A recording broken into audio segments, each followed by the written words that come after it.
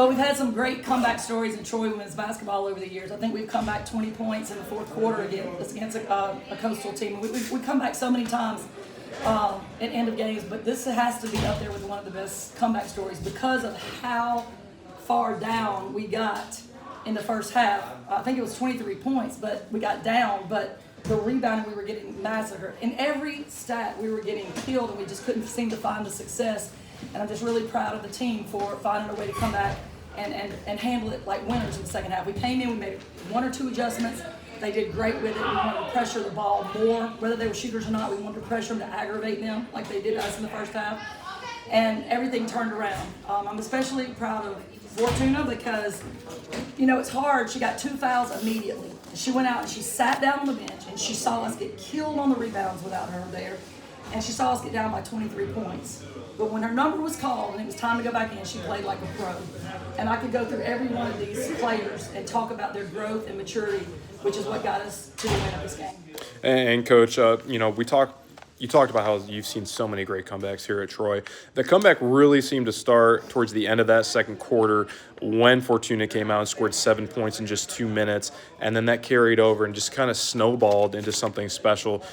Where does this rank among the comebacks? I know you mentioned it's got to be one of the top ones, but just where does it rank, and what did you see tonight? Right now it's the best because I feel like it's the best. Maybe it's because I was just in it, but again, how they were able to create the electricity at the end. Like you say, Fortuna coming out after being on the bench so long and playing like a pro.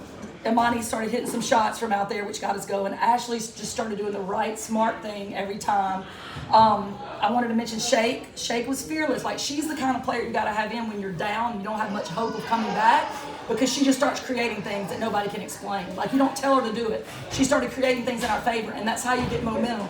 The train was rolling this way. We stopped it and rolled it back that way. We started going towards our way, and Troy got the win. And Coach, you talked about it. Number 4 in the mid-major polls, 60 in the NCAA net rankings. You guys are off to a historic start. And it just feels like we're checking things off. You guys had the big blowout wins to start. You guys obviously lost to Kansas State. Then you had the SEC victory. And then you had the close one against Florida Gulf Coast. And now you have a comeback win under it. What does it feel like to kind of see this team be handed so many different obstacles and yet overcome them? It feels great.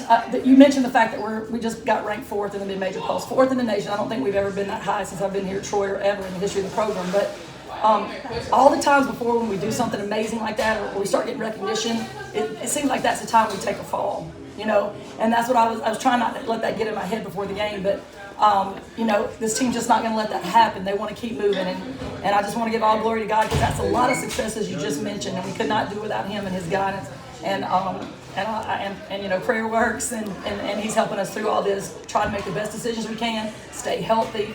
And we give him all the glory, and we thank Troy University for the opportunity. And I got 2 more questions for you. We'll make them quick. The first one is, what was your overall emotions when you saw Shea come up with that block there at the end and seal it? It was kind of hard not to cry. I had so much emotion in me, right? It took so much to feel like I was out there playing. Thank God I wasn't, but it was so emotional to feel like, wow, she made that play at the end, and we're coming back to Troy, 8-1 with all the possibility of just keeping on.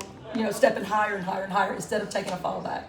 And Coach, you mentioned you guys are going back to Troy. You guys get a little bit of time off now after this relentless road trip. Talk about what that's going to be like to get back to Oakwood. I want to tell, the folks back home, it might look like, wow, we started slow and things like that, but we have been on the road for days upon days. We only came home for a day and a half. We've been leaving every day at 2 o'clock, 3 o'clock, 4 o'clock to get to airports and moving. So this team is overcoming a lot more adversity than it looks like on the court. But we will be so thankful to get back to Troy next week, and we hope to see all our fans back next time we play at home.